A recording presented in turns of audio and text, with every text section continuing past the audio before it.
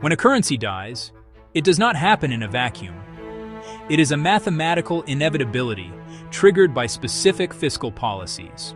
Today, we analyze the mechanics of hyperinflation to understand how wealth is actually preserved when paper money returns to its intrinsic value of zero.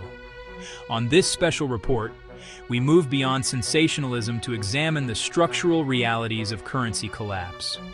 While headlines often focus on the panic, the historical record provides a clear, data-driven roadmap of what occurs when a sovereign state destroys its own medium of exchange. We will be conducting a comparative analysis of two of history's most significant monetary failures, the Weimar Republic in 1923 and Zimbabwe in the early 2000s.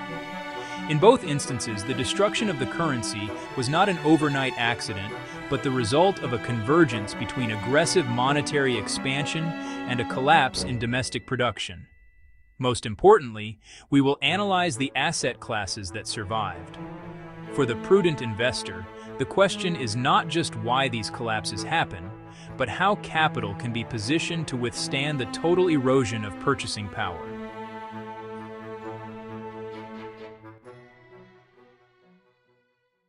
To understand hyperinflation, we must first strip away the complex economic jargon and look at the fundamental equation of price. Price is simply the amount of money in circulation divided by the goods and services available. Hyperinflation occurs when two specific vectors intersect: a massive increase in the money supply and a simultaneous shock to the productive capacity of the economy. It is rarely just money printing. Governments print money frequently without triggering immediate hyperinflation. The catalyst for total collapse is almost always a loss of faith combined with a supply shock. When a government faces debts it cannot pay through taxation, it resorts to monetization, printing currency to cover fiscal deficits. Initially, this may create a temporary illusion of liquidity. However, if the nation's ability to produce goods diminishes at the same time, you have more units of currency chasing fewer actual resources. Once the public realizes that the government has no path to fiscal solvency, the velocity of money accelerates. Citizens rush to exchange currency for tangible goods immediately upon receipt. This increase in velocity compounds the effects of money printing, creating a feedback loop that central banks eventually lose control over. This is the structural mechanism of a currency death spiral. The collapse of the German Papiermark in 1923 serves as the primary historical reference for modern hyperinflation. Following World War I, the Weimar Republic was burdened with immense war reparations denominated in gold marks and foreign currency. Because the German state could not pay these debts from tax revenue alone, the Reichsbank suspended the gold standard and began financing the deficit through the printing press. However, the critical breaking point arrived in January 1923.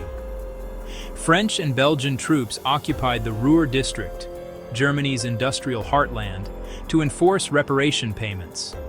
The German government responded by ordering a policy of passive resistance, effectively paying workers to strike. This decision was catastrophic. The state was now printing money to pay millions of workers who were producing nothing. The supply of goods plummeted while the supply of money exploded. By November 1923, the exchange rate had deteriorated to 4.2 trillion marks to $1. Prices doubled every few days. We observe here that cash savings denominated in papier marks were effectively wiped out. A lifetime of savings in a bank account could not purchase a loaf of bread. However, it is crucial to note that not all wealth was destroyed. Those who held industrial equities, real estate, or foreign currencies preserved their capital.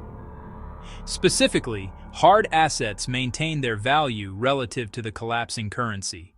The wealth did not disappear.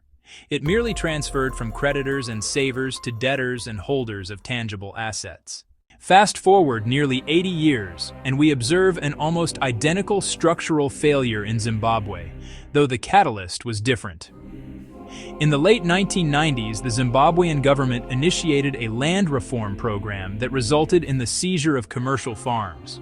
Agriculture was the backbone of the Zimbabwean economy and its primary source of exports. The disruption of this sector caused a collapse in production, a classic supply shock. Exports plummeted, and with them, the foreign currency revenue needed to import essentials. Simultaneously, the government increased money supply to fund fiscal deficits, military involvement in the DRC, and subsidies to maintain political support. The data shows inflation rising from 55% in 2000 to nearly 600% by 2003, eventually reaching astronomical levels by 2008. Just as in Weimar Germany, the currency ceased to function as a store of value. The Zimbabwean dollar was eventually abandoned. During this period, the gross domestic product contracted by an average of over 8% annually. For the average citizen holding local currency, the result was total devastation. Pension funds and cash savings were erased. However, the market adapted.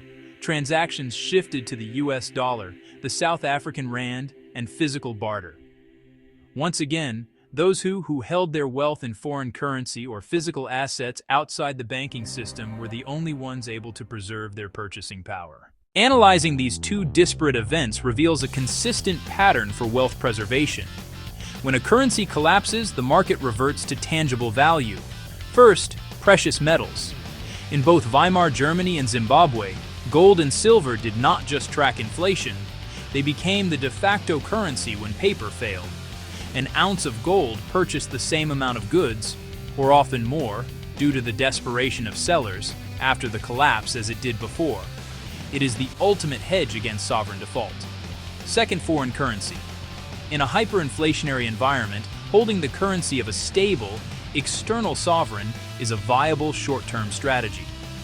In Zimbabwe, the US dollar became the lifeblood of commerce. However, this carries counterparty risk if the foreign currency itself is subject to inflation or capital controls.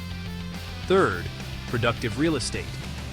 While real estate prices in nominal terms may skyrocket, in real terms they often hold value. However, one must account for the risk of property taxes, rent controls, or in extreme cases like Zimbabwe, expropriation. The critical lesson here is liquidity. Real estate is a store of value, but it is illiquid. During a crisis, you cannot shave off a brick to buy groceries. This is why a diversified portfolio must include highly liquid, portable assets like gold or silver that function outside the electronic banking system. Finally, we must address the concept of jurisdictional risk. In both historical examples, governments attempted to impose capital controls to prevent wealth from leaving the country. They criminalized the holding of foreign currency and gold to force citizens to use the dying paper money. This demonstrates the necessity of international diversification. Holding assets within the jurisdiction where you reside exposes you to the political and fiscal risks of that specific government.